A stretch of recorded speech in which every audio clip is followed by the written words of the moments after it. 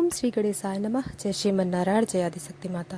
दोस्तों, चैत्र मास महात्म्य कथा अध्याय 15 तक श्रवण कर चुके हैं। आइए आज श्रवण करते हैं चैत्र मास महात्म्य कथा अध्याय 16। दानवराज महाबली महिषासुर मनुष्य का शरीर धारण करके युद्ध के मैदान में जाने के लिए तैयार हो गया।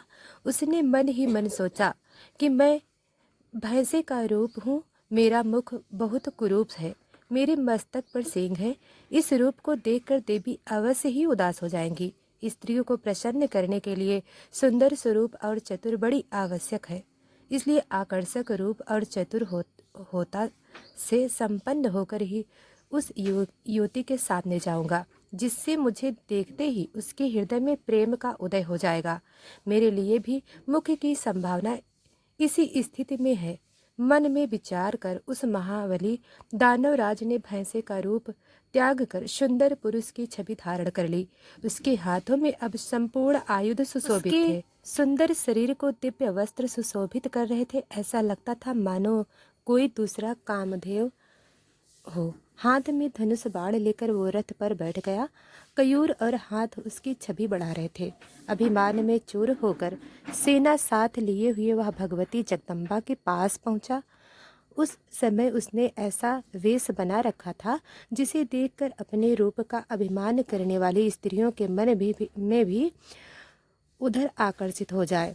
जब देवी ने देखा कि दैत्य आज महिषासुर निकट आ गया और उसके बहुत से वीर भी उसके साथ आ रहे हैं, तब उन्होंने शंख ध्वनि आरंभ कर दी। जन समाज में आश्चर्य प्रकट करने वाली उस शंख ध्वनि को सुनकर महिषासुर भगवती के पास आ गया और मानो हंसता हुआ उसने बोला, देवी, यह जगत परिवर्तनशील है। स्त्री या फिर पुरुष जो भी इसमें रहते हैं, सबके मन में सब प्रकार से सुख भोगने की इच्छा बनी रहती है। मनुष्यों के संयोग में ही सुख प्राप्त होता है, वियोग में सुख की संभावना कभी नहीं की जा सकती।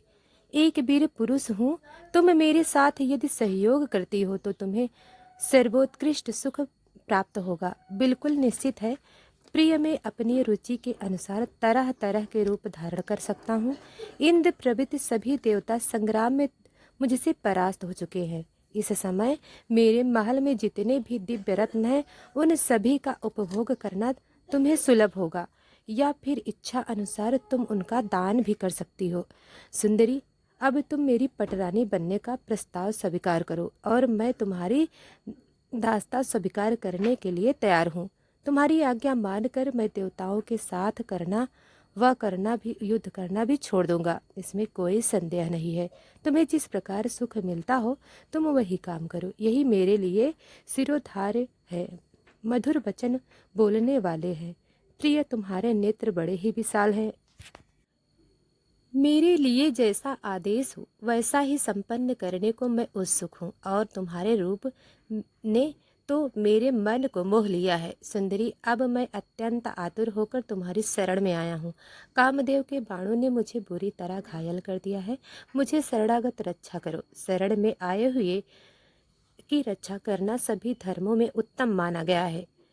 हे काली, मोह से अनुपम शोभा पाने वाली, हे कुशोदरी, मैं तो तुम्हारी निजी चाकर हूँ। मुझे तुम्हारी चाकरी अर्थात नौकरी स्वीकार है। तो दोस्तों, आज की यह कथा समाप्त हुई, और हमारे चैनल पर आप दुर्गा सप्तशती का रोज पाठ का श्रवण कर सकते हैं। तो दोस्तों, वीडियो को लाइक सब्सक्राइब नहीं किया है तो अभी कर लें। धन्यवाद।